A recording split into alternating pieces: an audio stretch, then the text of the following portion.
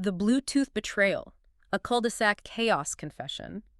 It was sent in by a listener who just calls himself the neighbor who heard too much. And I want to be clear here. This isn't just, juicy gossip. I mean, it is juicy, don't get me wrong. It is very juicy. But if we're putting our analyst hats on, this is a forensic case study of a complete social system just collapsing. Yeah. We get to see how a so-called high-trust environment was totally leveled in, less than 15 minutes? It's a disaster movie, but the special effect is just bad tech. The catalyst isn't a bomb, it's a Bluetooth glitch.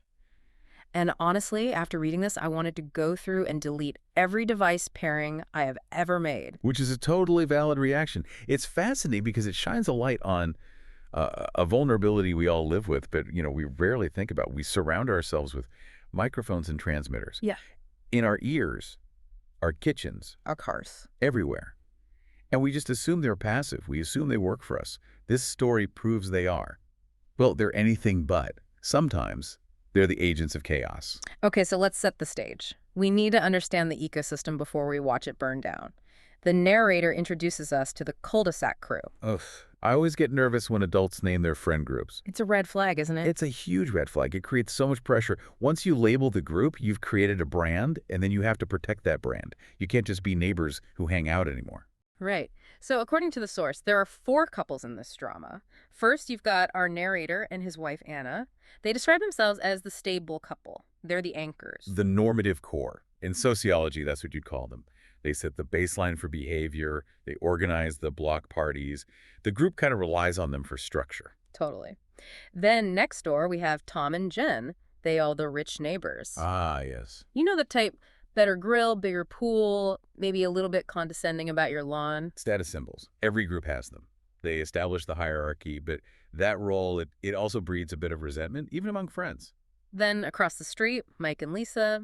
They're the perfect parents. Their kids probably play cello and speak Mandarin by age 6. Which means they are under the most pressure to hide any cracks. You can't be the perfect parents and also have a bad day, And finally, rounding out the crew, we have David and Sarah, the newlyweds. Super young, fresh-faced, probably looking up to everyone else. So look at the social geometry here. It's actually really interesting. You've got wealth, you've got family ideals, you have youth, and you have stability. It's a whole ecosystem. It feels like a balanced portfolio. That is a great way to put it. And just like a portfolio, if one asset goes bad, it can drag the whole thing down with it. So the setting is the annual block party. Saturday, sun is shining, grill is hot. This is kind of a high-pressure environment, isn't it? Even though it's supposed to be fun. Oh, absolutely. This is what we call forced leisure. You aren't just relaxing, you're performing relaxation. It's exhausting. Okay, so here's the inciting incident. The narrator, let's call him the agent of chaos for now, is on his patio flipping burgers. He decides the party needs some, ambiance. He pulls out his phone to play some jazz. A noble intention. Just trying to contribute to the vibe. He thinks he's connecting to his own outdoor speaker. Yeah. But we've all been there. That Bluetooth list is just a mess of generic names. Living room, kitchen, Echo Dot. It's such bad UI design.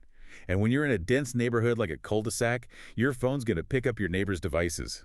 So he taps kitchen speaker. But, and this is the absolute key, it's not his kitchen speaker, it's Tom's, the rich neighbor. Now, usually this just means your Spotify playlist accidentally blasts in the wrong house. Yeah. Annoying, maybe, but not life-altering. But this is where the tech gets very specific.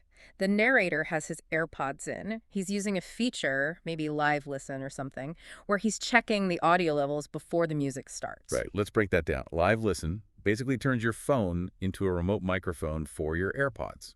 If that Bluetooth connection gets confused, which happens, the phone might be sending audio from Tom's kitchen speaker's microphone right back to his ears. The result is crystal clear. He's inadvertently turned his phone into a bug. He's standing there expecting Miles Davis, and instead, he gets a live audio feed of his own wife, Anna. And that's the moment of what we'd call information asymmetry. 1 second he's a participant, the next he's an omniscient observer. And what he hears, it's just the end of his life as he knows it. The first voice he recognizes is his wife, Anna. And she is not asking where the potato salad is. No. She says, and this is a direct quote from the confession, "Tom, stop it. Someone might come in." And then he hears Tom, his neighbor, reply, "Relax, Anna." Your husband is clueless. He's outside flipping burgers. Wow. Let's Yeah. pause on that. That is efficient cruelty. It's brutal. It's not just the cheating. That happens. Yeah. This is dismissal. He's clueless. He's flipping burgers. He's reducing the narrator to, like, a servant, while the narrator is literally cooking food for him. It just strips him of all his dignity. He says his blood went cold. The spatula is shaking in his hand. Now, most people right there, they'd storm in. Fight or flight. It's the primal reaction. Mm. But he doesn't do that, and that's what makes his story so different. He keeps listening. Why do you think he did that? Is it just shock? I think it's the need for verification. When your reality breaks that hard, your brain kind of rejects it. You need more data to confirm you're not going crazy. So he freezes. He becomes a spy. And because he waited, he catches the second half of the conversation. And this. This is the plot twist that actually made me gasp. Deepening.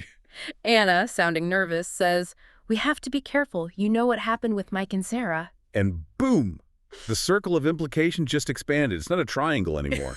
Tom laughs. The source says it was an arrogant laugh. He says, "Oh, you mean Mike is secretly seeing the newlywed girl, Sarah? Yeah, poor Lisa has no idea." Okay, stop. We need to map this out. My brain is struggling. Let's break it down. We have couple A narrator and Anna. Anna is cheating with Tom from couple B. Right, the stable wife with the rich neighbor. Then we have couple C. Mike and Lisa, Mike, the perfect dad, is cheating with Sarah from couple D, the young newlywed. So, out of 8 people at this party, 4 of them, 50%, are actively betraying their spouses with other people at the party. It's a closed loop of betrayal. And you have to imagine the narrator just standing there. He looks up from the grill, and he sees Mike smiling at Sarah over by the cooler. He sees the facade, but now he has the decoder ring. He sees the snake pit. And he instantly knows who the other victims are. He calls them the idiots. It's him, it's Jen, Tom's wife, it's Lisa, Mike's wife, and it's David, Sarah's new husband. The idiots are the ones still playing by the rules. This changes everything for him. If he just runs in and screams at Anna, he's the jealous husband. But now, he's holding the nuclear codes for the whole neighborhood. And this is where he makes a choice that is. Yeah. Honestly, it's chilling. He doesn't confront, he calculates. He decides on, and I quote, total destruction. He opens the voice memo app on his phone, which is still getting the live feed, and he hits record. He captures 5 minutes of it all. Why record it? Receipts. Exactly. You can't argue with a recording of your own voice. He is weaponizing the evidence. So Anna and Tom finally come out of the kitchen acting totally innocent. And this is where the tension is it's unbearable. Tom, the guy who just called him clueless, claps his hands and yells, "All right, everyone, speech time. Let's thank our hosts." That is just, it's Greek tragedy levels of hubris. He's handing the microphone to the man he just betrayed. He thinks he's the puppet master, but he's really just handing the executioner his axe. It really is. So Tom hands the mic to the narrator. This mic is connected to the giant party speakers for the whole block. Everyone's watching. The narrator takes the mic. He looks at Anna, and she gives him that stable couple smile. She thinks the status quo is safe. She's relying on his cluelessness. The narrator starts his speech so carefully. He says, "Thank you all for coming. We have such a close community here." Maybe too close. Oof, that's the first dagger. It's ambiguous enough to pass as a joke, but it's sharp enough to hit the guilty parties. The crowd laughs a little. Then he says, "Actually, I was trying to play music earlier, but I found a very interesting podcast instead. I think we should all listen to it." The podcast framing is brilliant. It forces everyone to pay attention. And the source says, right then, Anna's face just dropped. She knew. She put it all together, but it was too late. He held his phone up to the microphone, and he pressed play. The broadcast. The broadcast. Suddenly, Anna's voice is booming through the cul-de-sac.